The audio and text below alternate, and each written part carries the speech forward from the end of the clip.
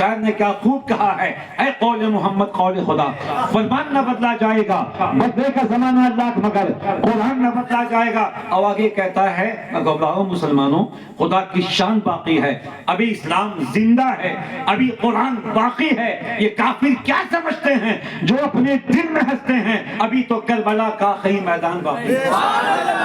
نماز کی پابندی کریں گے، نماز کی پابندی کریں گے، فلسطین کے مسلمانوں کے لیے دعا کریں گے، غزہ کے مسلمان دعا کریں گے۔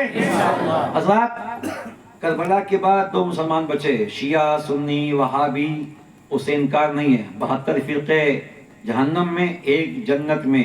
الحمدللہ جو جائیں گے جنت میں وہ ہم ہی ہیں، سبحان اللہ۔ یہ بھی عقیدہ ہونا ضروری ہے۔ مگر ایک معرفت کی بات بتا دوں کہ کربلا کے بعد دو ہی فرقے بچے ہیں، ایک حسینی فرقہ، ایک یزیدی فرقہ۔ آپ جا کے دیکھیں غزہ میں لوگ شہید ہو رہے ہیں، بچے یتیم ہو رہے ہیں، عورتیں بیوہ ہو رہے ہیں، مکانات تباہ ہو گئے، پورا غزہ کھنڈر بن گیا، مگر وارث فلسطین کے مسلمان ہیں۔ کیا ان کے ایمان کا جذبہ ہے؟ میں تو چکر میں ہوں، اے خدا 1450 سال یا 14 صدی کے بعد جب فلسطین کے مسلمانوں کے ایمان کا یہ عالم ہے تو میرے حسین کے ایمان کا عالم کیا ہے؟ مصطفیٰ کے نواسوں کی کیا شان رہی ہوگی؟ یہاں جان جا رہی، لوگ خون میں نہا رہے ہیں، مگر بہت لاشیں ایسی فوٹو آئی ہیں اشرف بھائی کہ شہید ہو گئے مگر یہ انگلی اٹھی ہے، سبحان اللہ، سبحان اللہ۔ نہیں کوئی معبود سوائے اللہ کے، کہہ دو سبحان اللہ۔ لاش جل گئی بم سے، پورا بدن جل گیا، ایک انگلی اٹھی ہے۔ تو اکیلا ہے، واحد ہے، یکتا ہے، رب تیرے جیسا کوئی نہیں، وہ ساری کائنات کا چالک ہے، ہم تیرے ہی بندے ہیں، تیرے پاس لوٹ کے آ رہے مولا۔ مولا گواہ رہنا، تیرا کرم گواہ رہے گا، تیری عطا گواہ رہے گی، یہ فضائیں، یہ ہوائیں، ساری کائنات گواہ ہے۔ مولا ہم مٹ گئے مگر تیرے سوا کسی کے آگے جھکے نہیں۔ یہ فلسطین کے مسلمانوں کا جذبہ، آپ اندازہ لگائیں کیا ان میں ایمان کی رمق ہے، کیا ان میں جوش ہے؟ یہ ایسے ہیں تو آقا حسین کی شان کیا ہوگی؟ حسین پاک نے دنیا سے جاتے جاتے سب سے جو بڑا پیغام دیا وہ یہ ہے کہ خدا کے آگے کسی کے سامنے سر نہ جھکے، اور سجدے ہی میں مولا حسین دنیا سے گئے۔ نماز اتنی بڑی عبادت ہے، اتنی بڑی عبادت ہے کہ ایمان کے بعد سب سے بڑی عبادت اور سب سے اہم عبادت جو ہے وہ کیا ہے؟ زور سے بولیے، زور سے بولیے۔ آخری 2 منٹ نماز کی برکتیں کیا ہیں؟ حضرت سیدنا فاروق اعظم رضی اللہ تعالیٰ عنہ کا دور خلافت ہے، آپ نے یہ واقعہ سنا ہوگا مگر چشتی کی اسٹائل میں سنیے، محبت سے۔ آج میں خطابت نہیں کر رہا، دل کی باتیں بتا رہا ہوں۔ دیا بھائی واقعی میں حضرت کی تقریر سے بڑا متاثر ہوا اور میں اسی تناظر میں اپنی بات کہہ رہا ہوں۔ سیدنا فاروق اعظم کا دور خلافت ہے، ایک لڑکی کسی شرعی حاجت کے لیے گھر سے باہر نکلی، بالکل نقاب میں، جو اسلام نے بتایا ہے، نکلی، کسی اوباش نے اس کا ہاتھ راستہ روکا اور کہا کہ مجھے تم سے محبت ہے۔ لڑکی بڑی سمجھدار تھی، کہا کہ محبت کی وجہ، کہا کہ تم بہت خوبصورت ہو، کہ دیکھا کب کا سنا ہے، اندھیرے میں بیٹھتی ہو تو اجالا ہو جاتا ہے۔ اشرف بھائی یہ بیماری آج کے زمانے میں عام ہے، جب سے موبائل آیا ہے یہ بیماری پھیل گئی، پلیگ کی طرح، طاعون کی طرح۔ کینسر کسی کو ہو جائے اس میں شفا ہے، اس بیماری کی شفا نہیں ہے۔ معاملے دیکھتے ہیں، ہم لوگ رات کے پروگرام سے آتے ہیں، ٹیکسی میں آ رہے ہیں، 12 سال کا بیٹا، 14 سال کا بچہ، گھر والوں کو ہوش نہیں وہ کہاں ہے، بچہ گھر کے باہر، موبائل کہاں سے، ہاں جانو تم کہاں ہو، میں یہاں ہوں۔ ہنسنے کی بات نہیں، اپنے بچوں پہ نگاہ ڈالیے، آپ کے بچے کیا کرتے ہیں، کس سے ملتے ہیں، کس مزاج کے بچوں میں بیٹھتے ہیں، کالج کے بعد کہاں جاتے ہیں، اسکول کے بعد وہ کہاں بیٹھتے ہیں، ان کا ملنا جلنا کس سے ہے، وغیرہ وغیرہ۔ آج تو عالم یہ ہے، آپ گھر سے باہر نکلیں 2 بچے وہاں، 4 بچے وہاں، 6 بچے وہاں، موبائل لے کے بیٹھے ہیں، ماں باپ کو فکر ہی نہیں۔ میں ہمیشہ جمعے کی نماز میں کبھی ڈانٹ کے، کبھی پیاسی بھی کہتا ہوں، کبھی ہاتھ جوڑ کے بھی کہتا ہوں، خدا کے لیے اپنے بچوں کی خبر لیجئے، یہ نسل بگڑ جائے گی تو قیامت میں خدا کو کیا جواب دیں گے۔ بچی بہت سمجھدار تھی، اس نے کہا کہ اچھا تمہیں مجھ سے محبت ہو گئی ہے؟ کہا کہ بہت محبت ہے۔ میرے لیے کیا کر سکتے ہو؟ کہا کچھ بھی کر سکتے ہیں۔ قرآن کہتا ہے ان الصلاۃ تنہی عن الفحشاء والمنکر، بے شک نماز روکتی ہے بے حیائیوں سے، بری باتوں سے۔ اور اشرف بھائی چشتی کو بولنے کی اجازت دیجئے، آسمان زمین تک آ سکتا ہے،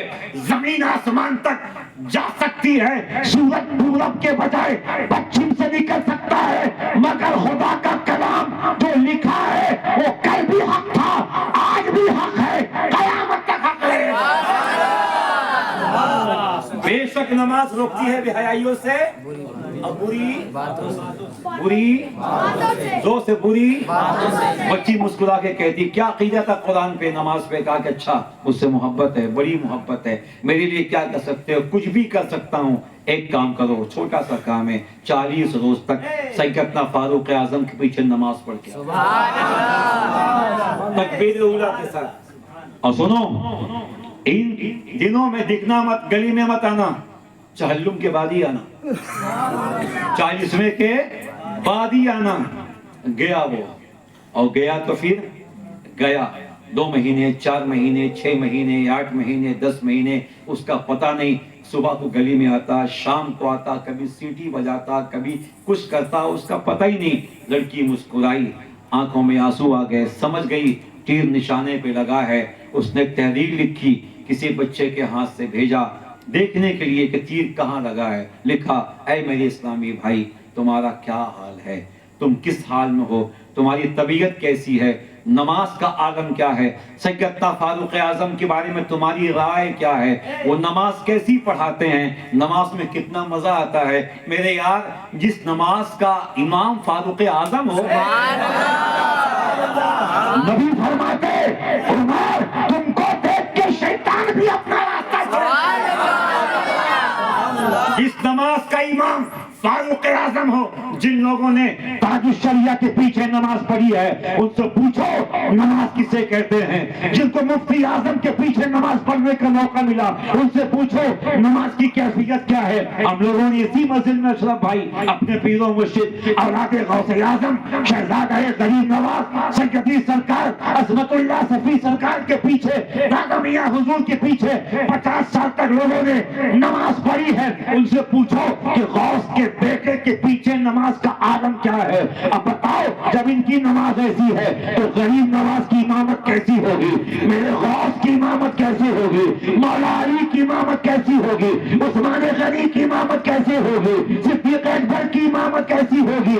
فاروق اعظم کی امامت کیسی ہوگی؟ اب سوچو ان صحابہ کی نماز کا عالم کیا ہوگا کہ پیچھے ابو بکر عمر عثمان کھڑے ہیں، آگے نبیوں کا امام کھڑا ہے۔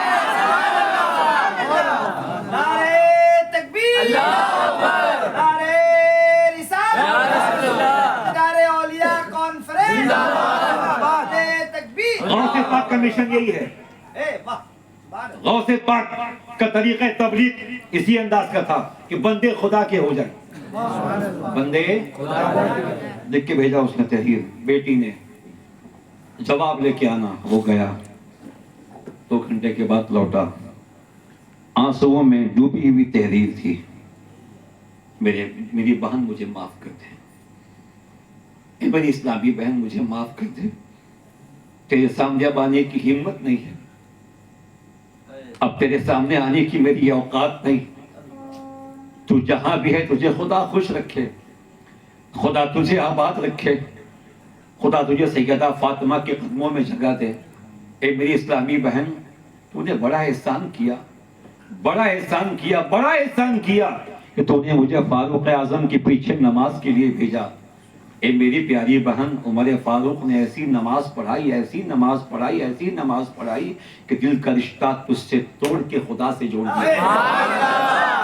اب مجھے تیری ضرورت نہیں، اب مجھے تیرا ہاتھ نہیں چاہیے، اب مجھے مصطفیٰ کا ساتھ چاہیے، رسول کا ساتھ چاہیے. اب زندگی بھر میرے سامنے آنے کی میری اوقات نہیں ہے. حضرات یہ وہ لوگ تھے اس پہ نگاہ ڈالتے تھے, زندگی کی کایا پلٹ ہو جاتی تھی. سرکار غوث پاک کی محفل میں جب واز ختم ہوتا تھا کبھی 10 20 30 لاشیں نکلتی تھی جلسے اس انداز کے ہوں کہ جب بندہ اٹھے تو 4 آنسو بہا کے جائے, اس کے دل پہ گناہوں کی جو کالک لگی ہے نا کچھ تو کمی ہو جائے. نبی پاک ارشاد فرماتے ہیں کہ جب بندہ کوئی گناہ کرتا ہے دل میں ایک سیاہ نقطہ پیدا ہو جاتا ہے, اگر وہ توبہ کر لے تو اللہ اپنے رحمت کے پانی سے اس نقطے کو صاف کر دیتا ہے. لیکن اگر توبہ نہ کرے, دوسرا گناہ کرے, وہ نقطہ بڑھتا ہے, تیسرا گناہ کرے, وہ نقطہ بڑھتے بڑھتے پورے قلب پہ محیط ہو جاتا ہے, یعنی پورے دل کو وہ کالا کر دیتا ہے. اب سنیے, آپ کہتے ہیں نا کہ بیان ہوا کوئی اثر نہیں ہوا, حضرت نے بتایا کوئی اثر نہیں ہوا, پیر صاحب بتا کے گئے کوئی اثر نہیں ہوا. کبھی کبھی قصور وہ جیسے عالم کا بھی ہوتا ہے, ہم عمل نہیں کرتے بیان کرتے اثر کہاں سے ہوگا. لیکن کبھی کبھی ایسا بھی ہوتا ہے کہ اللہ کے نیک بندے آتے ہیں, نیک علماء آتے ہیں, با عمل علماء بھی آتے ہیں. ہر عالم بے عمل نہیں ہے, ہر پیر بے عمل نہیں ہے. پیر تاج الشریعہ بھی ہے, پیر مفتی اعظم بھی ہے, پیر عظمت اللہ صفی بھی ہے. یہ وہ لوگ ہیں جس پہ نکاح ڈال دی, دنیا سے دل کو موڑ کے مصطفیٰ سے جوڑ دیا. نبی فرماتے ہیں کہ جب وہ گناہ کرتے کرتے وہ پورا دل کالا ہو جاتا ہے, اس کے بعد جانتے کیا ہوتا ہے, اس کے بعد آقا فرماتے ہیں کہ اس آدمی پہ کوئی نصیحت اثر نہیں کرتی. پورا قرآن بھی اس کو بول کے پلا دو, اس پہ کوئی اثر نہیں ہوتا. کبھی اکیلے میں بیٹھ کے سوچنا, کیا آپ کا دل, میرا دل کہیں ایسا نہ ہو کہ بالکل ایک دم کالا ہو گیا ہو کہ قرآن کی آواز کا ہم پہ اثر نہیں ہوتا.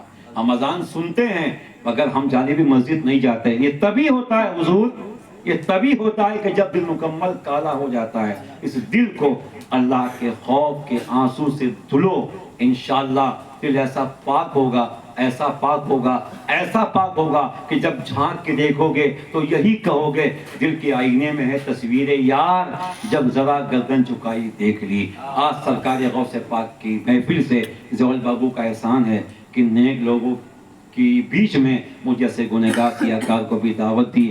اور کہاں کا صدر, کیسا صدر, یہ ان لوگوں کا حسن زن ہے. میں بہت چھوٹا آدمی ہوں, الحمدللہ اپنی جماعت میں جتنے بڑے بڑے علماء ہیں, قراء ہیں, حفاظ ہیں, میں ان سب کا خادم ہوں.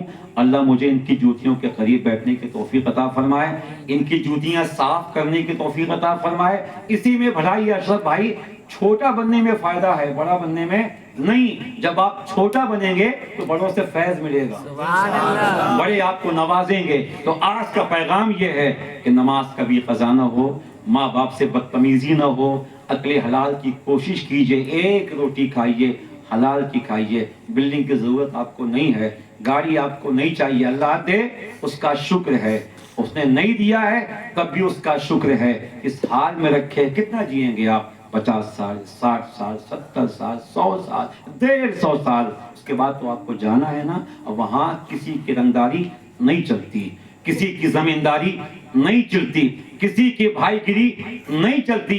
وہاں کچھ کام آئے گا, عشق رسول کام آئے گا, کچھ کام آئے گا, نماز کا نور کام آئے گا, کچھ کام آئے گا, قرآن کی محبت کام آئے گی, کچھ کام آئے گا, علماء کی خدمت کام آئے گی, کچھ کام آئے گا, خدا کی عبادت کام آئے گی. ان تمام چیزوں پہ مجھے اللہ عمل کی توفیق عطا فرمائے, آپ کو بھی عمل کی توفیق عطا فرمائے. ضیاء البابو نے, ان کے والد نے, ان کے گھر والوں نے جو خرچ کیا ہے اللہ پاک قبول فرمائے. اور ہم سب کو حضرت کے پیچھے پیچھے, یہ آگے گئے رہیں, ہم سب پیچھے پیچھے, ہم سب کو سرکار غوثیت ماپ کے صدقے میں مدینہ شریف کی حاضری, نجف شریف کی حاضری عطا فرمائے, کربلا شریف کی حاضری عطا فرمائے, سرکار غوث پاک کے آستانے کی حاضری عطا فرمائے, غریب نواز کے آستانے کی حاضری عطا فرمائے. اللہ پاک مجھے آپ کو عمل کی توفیق عطا فرمائے. آئیے مصطفیٰ جان رحمت کی بارگاہ میں سلام کے لیے کھڑے ہو جائیں. وآخر دعوانا الحمدللہ رب العالمین. السلام علیکم.